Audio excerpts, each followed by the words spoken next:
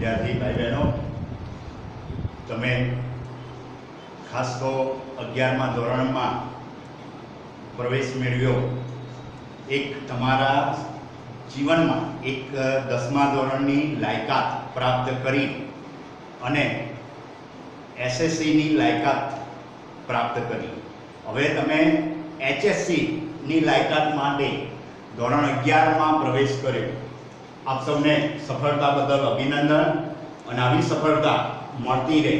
હવે ધોરણ 11ની અંદર આપણે આંકડાશાસ્ત્ર વિષય એની વિશે વાત કરવાની છે. આંકડાશાસ્ત્ર શબ્દ તમારા માટે આમ જોવા જઈએ તો નવો નથી. 9મા ધોરણથી તમે આંકડાશાસ્ત્રના પ્રકરણો થોડા અભ્યાસ કરતા રહ્યા. 9મા ધોરણમાં તમે મધ્યસ્થ એના વિશે ભણેલા. 10મા ધોરણમાં પણ તમારે આંકડાશાસ્ત્રનો મધ્યસ્થ બહુલક એના વિશે ભણવાનું આવતું. 10મા ધોરણની અંદર તમારે 10મા ધોરણની અંદર બહુલક પછી જે સંભાવના એના વિશે પણ ભણવાનું આવતું. તો આંકડાશાસ્ત્ર એને અંગ્રેજીમાં સ્ટેટિસ્ટિક તરીકે ઓળખાય. સ્ટેટિસ્ટિક એક ગણિતનો જ પેટા વિભાગ. જેવી રીતે ગણિતમાં બીજગણિત, ભૂમિતિ આવતું હતું ને થોડુંક આંકડાશાસ્ત્રના પ્રકરણો તમે ભણતા હતા. હવે તમારા આંકડાશાસ્ત્રના જ બધા પ્રકરણો એટલે સરળતા. થોડીક ગણિત જોઈએ અને ઘણાને એવું લાગે પણ આમાં એવું નથી, સરળતા. બીજું, તમે ગણતરી માટે કેલ્ક્યુલેટરનો પણ ઉપયોગ કરી શકો છો. એટલે કેલ્ક્યુલેટર પણ તમારે વસાવવાનું. સાથે જ્યારે દાખલાની ગણતરી આવે, અગાઉ તમે મધ્યસ્થ ભણ્યા છો, એ જ વસ્તુ 11મા ધોરણમાં પણ તમારે ભણવાની આવે. એટલે એમાં તમારે મધ્યસ્થ, બહુલક આ બધી જ બાબતો. એટલે આનાથી તમારે કોઈ ગભરાવાની જરૂર નથી. હા, એનું નામ એક અલગ આવ્યું, આંકડાશાસ્ત્ર, સ્ટેટિસ્ટિક એને અંગ્રેજી. હવે પહેલું પ્રકરણ જે આપણે વાત કરવાની છે, માહિતીનું એકત્રીકરણ. માહિતી એટલે એને આપણે અંગ્રેજીમાં ડેટા કહીએ છીએ. ડેટા. હવે તમને પ્રશ્ન થાય કે માહિતી શું છે? આપણે જે કંઈ દાખલા તરીકે કોઈ ખેલાડીની પસંદગી કરવી છે, એ ખેલાડીને રેન્ક આપવો છે. કોઈ ક્રિકેટનો ખેલાડી હોય એને રેન્ક આપવો છે, તો એના રમત અંગેના જે કંઈ પરિણામો, એટલે બેટ્સમેન તરીકે એને જે બેટિંગમાં રન કર્યા હોય એ એના રનની માહિતી મેળવી. બોલર હોય તો બોલિંગ દરમિયાન એને કેટલા વિકેટ પ્રાપ્ત કરી, એને કેટલી ઓવરો નાખી, કેટલા રન આપ્યા. એટલે ખેલાડી એક આપણો એકમ છે અને એ એકમ એના આધારિત જે કંઈ રમત આધારિત જે કંઈ પરિણામો આપણે પ્રાપ્ત કરીએ છીએ એ શું કહેવાય? માહિતી. આ માહિતી એકત્રીકરણ. આંકડાશાસ્ત્ર એ શું છે કે કોઈ ચોક્કસ તારણ. અત્યારે જુદા સર્વે તમે જો આપણા દેશમાં કે વિદેશમાં સર્વે કરવામાં આવે અને એના ઉપરથી તારણો કાઢવામાં આવે, તો એ સર્વે કરવો હોય, તારણ આપણે કંઈ કાઢવું હોય તો કંઈ ને કંઈ માહિતી મેળવવી પડે. એટલે એ માહિતી એનું એકત્રીકરણ એને કલેક્શન કહીએ છીએ. માહિતી એને ડેટા. માહિતીનું એટલે ઓફ. એટલે અંગ્રેજી ઉપરથી તમને થોડીક એ સમજ આપી દીધી. પ્રકરણનો પણ થોડો પરિચય. અહીંયા આ પ્રકરણની અંદર તમારી માહિતી શું છે, માહિતીના પ્રકાર શું છે, માહિતી કેટલી રીતે મેળવી શકાય, તમને કોઈ જુદા પ્રશ્નો પૂછી અને જવાબ મેળવે એ પણ એક પ્રકારનો માહિતી મેળવવાની રીત છે. તમને કોઈ પ્રશ્ન પેપર આપે અને માહિતી મેળવવામાં એના જવાબ તમે લખો, તૈયાર પ્રશ્નોની એક પ્રશ્નાવલી આપી દે, એ પણ એક માહિતીનું એકત્રીકરણ. એટલે માહિતી કઈ રીતે મેળવવાની એના વિશે પણ આ પ્રકરણમાં તમારે અભ્યાસ કરવાનો. આ પ્રકરણમાં કોઈ દાખલો નથી. પહેલું પ્રકરણ આપણું એવું છે કે જેમાં એક પણ દાખલો નથી. થિયરિટિકલ, બધું સૈદ્ધાંતિક રીતે એની સમજ મેળવવાની. એમાં શરૂઆતમાં આપણે વાત કરીએ તો પહેલો મુદ્દો જે છે આપણો આંકડાશાસ્ત્રનો ઉદ્ભવ અને વિકાસ. આંકડાશાસ્ત્રનો ઉદ્ભવ અને વિકાસ કઈ રીતે થયો?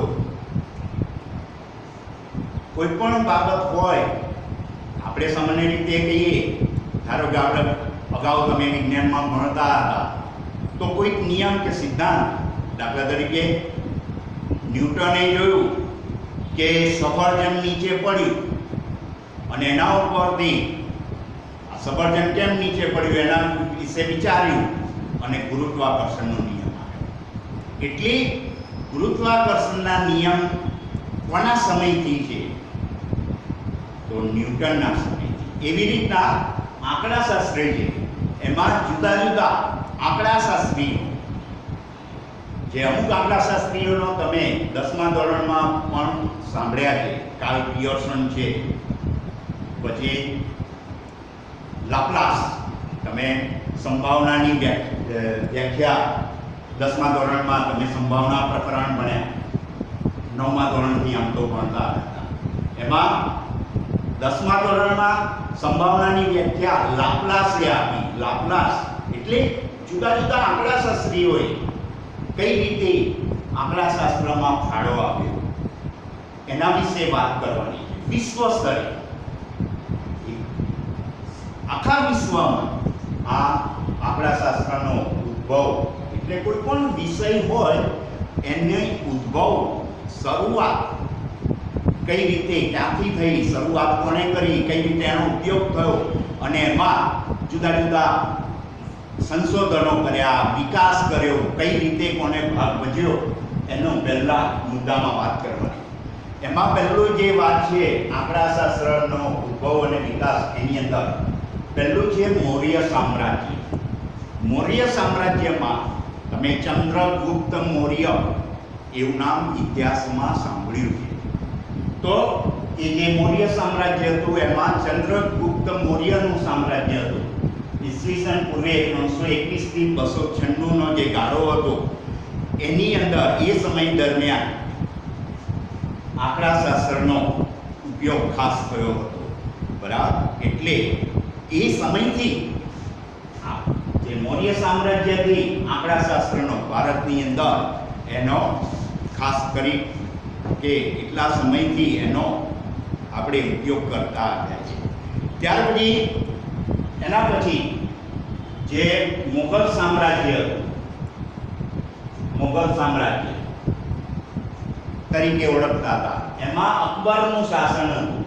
હવે અકબરના જે શાસનની અંદર વડા તરીકે અકબર હતા, પણ એનો જે વહીવટ કરનારા જે સારા અધિકારીઓ હોય એને સારા રત્નો તરીકે ઓળખીએ છીએ. એમાંના 7 રત્નો હતા. એમાંનો એક અબુલ ફજલ કરીને એક અકબરના શાસન દરમિયાન એક રત્ન, એનું નામ હતું અબુલ ફજલ. એને આઈને અકબરી, કયું પુસ્તક? આઈને અકબરી પુસ્તકમાં આંકડાશાસ્ત્રનો ઉલ્લેખ કરેલો. અને એ એના શાસન દરમિયાન જે રાજ્યની અંદર એના શાસનમાં વહીવટી સેવાની અંદર આંકડાશાસ્ત્રનો ઉપયોગ કરતા હતા. ત્યાર પછી એનાથી આગળ વાત કરીએ તો જે આંકડાશાસ્ત્ર શબ્દ છે એક જર્મન શબ્દ છે. જર્મન શબ્દ તમે જો સ્ટેટિસ્ટિક તરીકે જર્મન શબ્દ હતો, STATISTIK, સ્ટેટિસ્ટિક શબ્દ તરીકે પહેલો ઉપયોગ 1749 ની અંદર ગોટફ્રીડ એકેનવોલે કર્યો. બરાબર ધ્યાન રાખજો. આ શબ્દ સ્ટેટિસ્ટિક શબ્દનો ઉપયોગ જર્મન શબ્દ છે સ્ટેટિસ્ટિક. ગોટફ્રીડ એકેનવોલે આનો ઉપયોગ કર્યો હતો 1749 અને એના ઉપરથી આંકડાશાસ્ત્ર સ્ટેટિસ્ટિક્સ શબ્દ આવ્યો. એટલે જર્મન શબ્દ સ્ટેટિસ્ટિક સ્પેલિંગમાં પણ તમે ધ્યાનથી જુઓ છો સ્ટેટિસ્ટિક એ રીતે તો ગોટફ્રીડ એકેનવોલે આ શબ્દ એનો ઉપયોગ પહેલો કર્યો. એટલે તમને વિદ્યાર્થી મિત્રો આંકડાશાસ્ત્રનો ઉદ્ભવ અને વિકાસ એના વિશે મોટો પ્રશ્ન પૂછે તો આ બધી બાબત તમારે ધ્યાનમાં લેવી પડે. પરંતુ આની અંદર મોટે ભાગે શું કરે છે કે પરીક્ષાની દ્રષ્ટિએ તમે જુઓ તો એ સેક્શન વિકલ્પોનું હોય, બી સેક્શન એ ટૂંકા પ્રશ્નોના જવાબનું હોય. જેટલી 11મા ધોરણની પરીક્ષાઓ હોય એમાં એક માર્ક્સના વિકલ્પો, એક માર્ક્સના ટૂંકા પ્રશ્નો. એની અંદર આવી રીતે પ્રશ્નો તમને પૂછે કે અકબરના શાસનમાં કયા પુસ્તકમાં આંકડાશાસ્ત્રનો ઉપયોગ થયો હતો, એનો ઉલ્લેખ કરેલો હતો. તો આઈને અકબરી પુસ્તકમાં એ નામ સાથે યાદ રાખવાનું. નામ અબુલ ફજલનું પણ યાદ રાખવાનું, આઈને અકબરીનું પણ યાદ રાખવાનું. ત્યાર પછી સ્ટેટિસ્ટિક શબ્દનો જર્મન શબ્દ સ્ટેટિસ્ટિકનો ઉપયોગ સૌપ્રથમ કોણે કર્યો હતો? તો આ ગોટફ્રીડ એકેનવોલે એ આંકડાશાસ્ત્રીનું નામ પણ તમારે યાદ રાખવાનું છે. ત્યાર પછી એનાથી આગળ આની અંદર બીજા મુદ્દાઓની વાત કરી તો ઈસવીસન 1797ની અંદર સાલ બરાબર યાદ રાખજો. ઈસવીસન 1797 કારણ કે સાલ આધારિત પ્રશ્નોના જવાબ કોઈ એકાદ સાલ આધારિત પણ પૂછી દે. એટલે ઈસવીસન 1797ની અંદર એન્સાઇક્લોપીડિયા બ્રિટાનિકામાં બરાબર ધ્યાન રાખજો આંકડાશાસ્ત્રનો ઉલ્લેખ એન્સાઇક્લોપીડિયા બ્રિટાનિકા એક ડિક્શનરી જેવું પુસ્તક છે જેનું નામ છે એન્સાઇક્લોપીડિયા બ્રિટાનિકા. એમાં પણ એનો ઉલ્લેખ કર્યો છે ઈસવીસન 1797ની અંદર. ત્યાર પછી જે તમે 10મા ધોરણની અંદર સંભાવનાની વ્યાખ્યા તો લાપ્લાસે આપી હતી. તો લાપ્લાસ અને ગોસ નામના જે બે આંકડાશાસ્ત્રીઓ હતા એમને સંભાવના બાબતે એટલે સંભાવના શાસ્ત્ર એ સંભાવના આધારિત એનો ઊંડાણમાં અભ્યાસ કર્યો અને એ સંભાવના શાસ્ત્રના જે પરિણામો શરૂઆતના પરિણામો એ લાપ્લાસ અને ગોસે અને ગોસ એને તમારે યાદ રાખવાના છે. સંભાવના શાસ્ત્રના પરિણામ વિશે સંભાવના શાસ્ત્રના પરિણામ શરૂઆતના પરિણામો લાપ્લાસ અને ગોસે મેળવ્યા હતા. ત્યાર પછી જેવી રીતે આપણી શાળામાં હોય તો સફાઈ સમિતિ નીમવામાં આવે. એ સમિતિ એટલે એમાં શું હોય એક વ્યક્તિ ના હોય પણ એકથી વધારે વ્યક્તિઓ જેને એ અંગેની કામગીરીની જવાબદારી સોંપવામાં આવે. એમાં એનો ફળો રાખવામાં આવે એના નીચે બરાબર. એટલે આવી જુદી જુદી અધ્યક્ષનો એવા બધા હોદ્દા પછી એમાં આપે. તો આવા જુદા જુદા સંગઠનો ભેગા થાય એકથી વધારે સભ્યો ભેગા મળી અને જે રચના કરીએ જે એને સમિતિ. તો એમાં આંકડાશાસ્ત્રની આવી સમિતિ રચાઈ હતી અને એનું નામ હતું રોયલ આંકડાશાસ્ત્રીય સંગઠન. બરાબર આંકડાશાસ્ત્રની સમિતિ હતી એ સમિતિનું નામ હતું રોયલ આંકડાશાસ્ત્રીય સંગઠન. એની સ્થાપના 1834ની અંદર લંડન શહેરમાં થઈ હતી. બરાબર યાદ રાખજો. તમને એવો પ્રશ્ન પૂછે કે આંકડાશાસ્ત્રીય સમિતિ રોયલ આંકડાશાસ્ત્રીય સંગઠન રોયલ આંકડાશાસ્ત્રીય સંગઠન એની સ્થાપના કયા શહેરમાં થઈ હતી? તો એની સ્થાપના લંડન શહેરમાં થઈ હતી. અને સાલ પૂછી હોય તો સાલ કઈ તમારે યાદ રાખવાની છે 1834 માં। ત્યાર પછી એનાથી આગળ વાત કરીએ તો આ જે આંકડાશાસ્ત્ર છે અને એ આંકડાશાસ્ત્ર જે ગણિત પર આધારિત આંકડાશાસ્ત્ર હતું, ગણિતીય આંકડાશાસ્ત્ર, એની રચના કાર્લ પિયર્સને કરી હતી। એટલે આની અંદર તમારે એ મુદ્દો પણ એક યાદ રાખવાનો છે, તો ગણિતીય આંકડાશાસ્ત્ર એનો રચયિતા, રચના કરનાર કાર્લ પિયર્સન હતા। બરાબર યાદ રાખજો, આ કાર્લ પિયર્સનનું નામ તમારે અવારનવાર સાંભળવાનું આવશે। એમને આંકડાશાસ્ત્ર ક્ષેત્રે ઘણું એવું પ્રદાન આપ્યું છે। સહસંબંધ, બે ચલો વચ્ચેના સહસંબંધ ને બધું શોધવાનું ભવિષ્યમાં તમારે આવશે। તો કાર્લ પિયર્સનની રીતો તમે બહુલક પહેલા ભણતા હતા 10મા ધોરણની અંદર, બહુલક z બરાબર 3m - 2x બાર, આ સૂત્ર તમારે આવતું હતું, તમને યાદ હોય તો। કદાચ એ વખતે તમને કોઈએ કહ્યું હોય કે ના કહ્યું હોય, પરંતુ બહુલક z મધ્યસ્થ અને મધ્યક પર આધારિત બહુલક શોધતા હતા। મધ્યસ્થને 3 વડે ગુણી અને મધ્યકના 2 ગણા બાદ કરતા હતા। તો આ બહુલક શોધવાની જે રીત હતી એ રીત પણ કાર્લ પિયર્સને આપી હતી। એટલે બહુલક શોધવામાં તમે ફક્ત અત્યાર સુધી 10મા ધોરણમાં સૂત્રનો ઉપયોગ કરતા હતા, પણ આ સૂત્ર જે આવતું હતું તમારે અગાઉ, એ પણ આપ્યું હતું કાર્લ પિયર્સને। એટલે આ ગણિતીય આંકડાશાસ્ત્ર એના રચયિતા એ કાર્લ પિયર્સન હતા। એટલે એ પણ તમારે એ યાદ રાખવાનું છે। ત્યાર પછી જે લંડન ખાતે, ઇંગ્લેન્ડના લંડનની અંદર ઈસવીસન 1911 ની અંદર, આ પણ યાદ રાખજો, લંડન યુનિવર્સિટી ખાતે આંકડાશાસ્ત્ર વિષયનો વિદ્યાર્થીઓ લાભ લઈ શકે, વિદ્યાર્થીઓ અભ્યાસમાં ઉપયોગ કરી શકે, એટલા માટે ઇંગ્લેન્ડના લંડન શહેરની અંદર આંકડાશાસ્ત્રનો વિદ્યાર્થીઓ લાભ લઈ શકે એટલે આંકડાશાસ્ત્રનો એક વિભાગ એની રચના કરવામાં આવી। એટલે તમે જો યુનિવર્સિટી હોય તો એ યુનિવર્સિટીની અંદર જુદા જુદા વિષયના વિભાગો હોય છે। આપણે ધારો કે વડોદરાની MS યુનિવર્સિટી છે તો એમાં ગુજરાતી વિષયનો વિભાગ, ઇતિહાસનો વિભાગ, અર્થશાસ્ત્ર વિષયનો વિભાગ, એવી રીતે વિજ્ઞાનના જુદા જુદા ભાગ પડે, ફિઝિક્સ, કેમેસ્ટ્રી, એના ડિપાર્ટમેન્ટ, વિભાગો હોય।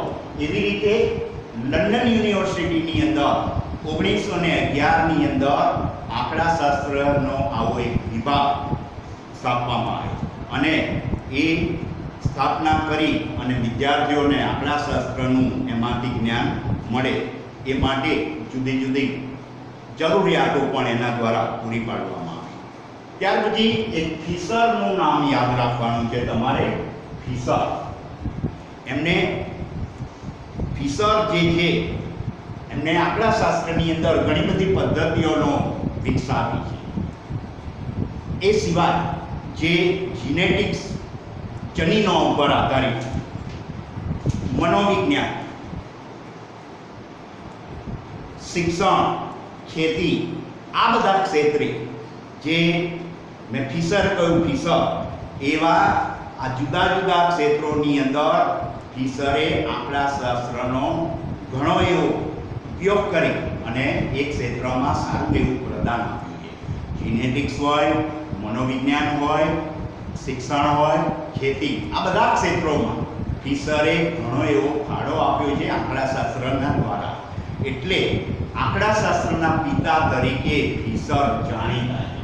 એટલે ફિશર માટે તમારે યાદ રાખવાનું, ફિશર તો આંકડાશાસ્ત્રના પિતા, એટલે આંકડાશાસ્ત્રના પિતા તરીકે તમારે એ ફિશરનું નામ યાદ રાખવાનું। હવે એનાથી આગળ આપણે વાત કરીએ તો આ વિશ્વ સ્તરે એટલે એટલું ભારત દેશ પૂરતું નહીં, પણ એની જે શરૂઆત, ઉદ્ભવ અને વિકાસમાં કઈ રીતે કોને કેવો ફાળો આપ્યો એની વાત કરી. હવે ભારતની અંદર એના પછીનો મુદ્દો આવે છે ભારતમાં આંકડાશાસ્ત્રનો વિકાસ.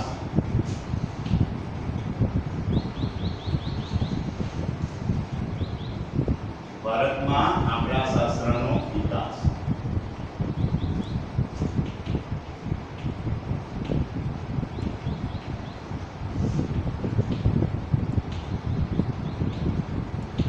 તો ભારતમાં આંકડાશાસ્ત્રનો વિકાસ કઈ રીતે થયો એના માટે ભારતના એક જાણીતા આંકડાશાસ્ત્રી હતા પીસી મહાલનોબિસ. પીસી મહાલનોબિસ, બરાબર યાદ રાખજો, પીસી મહાલનોબિસ.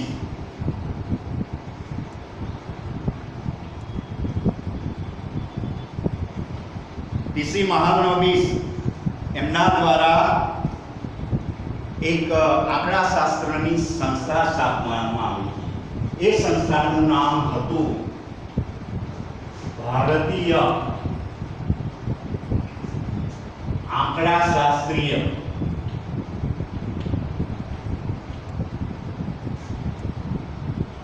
સંસ્થા.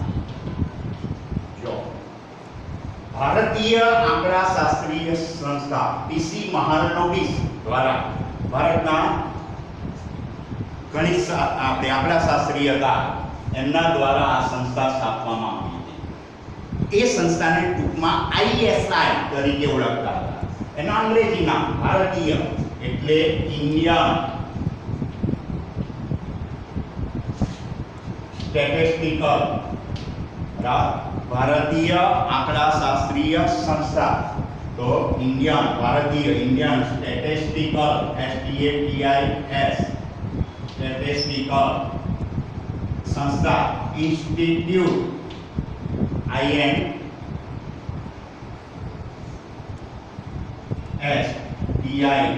ઇન્સ્ટિટ્યૂટ, બરાબર, ભારતીય આંકડાશાસ્ત્રીય સંસ્થા. આ રીતે ભારતીય, ઇન્ડિયન એનો આઈ, આંકડાશાસ્ત્રીય સ્ટેટિસ્ટિકલ એનો એસ, સંસ્થા એના આપણે અંગ્રેજીમાં ઇન્સ્ટિટ્યૂટ કહીએ છીએ આઈ. ISI નું પૂરું નામ છે તો તમારે શું લખવાનું? ઇન્ડિયન સ્ટેટિસ્ટિકલ ઇન્સ્ટિટ્યૂટ, જેને ટૂંકમાં આપણે શું કહ્યું? ISI. ભારત અને ગુજરાતીમાં એનો અર્થ થયો ભારતીય આંકડાશાસ્ત્રીય સંસ્થા. આ સંસ્થા સ્થાપનાર પીસી મહાલનોબિસ. યાદ રાખજો, પીસી મહાલનોબિસ ભારતના આંકડાશાસ્ત્રી છે. એમને ISI ની સ્થાપના કરી. ISI માગવું એ કોઈ વસ્તુની પ્રમાણભૂતતા ચકાસે. અહીંયા આંકડાશાસ્ત્રની સંસ્થા તરીકે, ભારતીય આંકડાશાસ્ત્રીય સંસ્થા તરીકે ISI એનો ઉલ્લેખ તમારે યાદ રાખવાનો. તેના અંગ્રેજીમાં તમારે યાદ રાખવાનું ઇન્ડિયન આંકડાશાસ્ત્રીય સ્ટેટિસ્ટિકલ ઇન્સ્ટિટ્યૂટ. હવે ગુજરાતીમાં ISI નું પૂરું નામ ભારતીય આંકડાશાસ્ત્રીય સંસ્થા. એ રીતે પણ તમારે મહાવરો રાખવાનો અંગ્રેજીનો ઇન્ડિયન સ્ટેટિસ્ટિકલ ઇન્સ્ટિટ્યૂટ. અત્યારથી અંગ્રેજી શબ્દોનો મહાવરો રાખશો તો ભવિષ્યમાં તમને સરળતા પડશે. ઉચ્ચ શિક્ષણમાં પણ ઉપયોગી બનશે અને ફ્યુચરમાં પણ તમારે મહત્વની આ બાબત છે. એટલે ISI નું પૂરું નામ ઇન્ડિયન સ્ટેટિસ્ટિકલ ઇન્સ્ટિટ્યૂટ, ભારતીય આંકડાશાસ્ત્રીય સંસ્થા.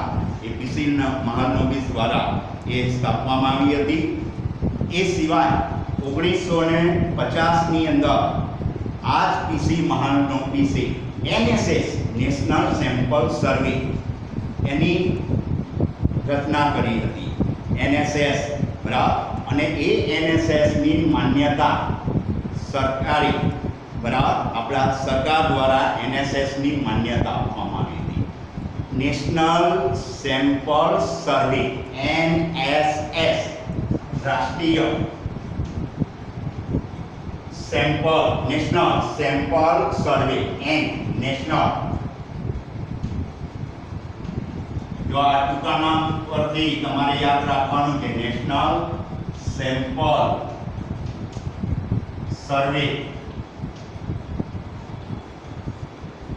નેશનલ સેમ્પલ સર્વે એટલે આ રીતે તમારે નેશનલ સેમ્પલ સર્વે NSS રાષ્ટ્રીય સેમ્પલ એટલે નિદર્શ સેમ્પલ એટલે નિદર્શ અમુક પસંદ કરેલા હોય એને નિદર્શ કહેવાય અને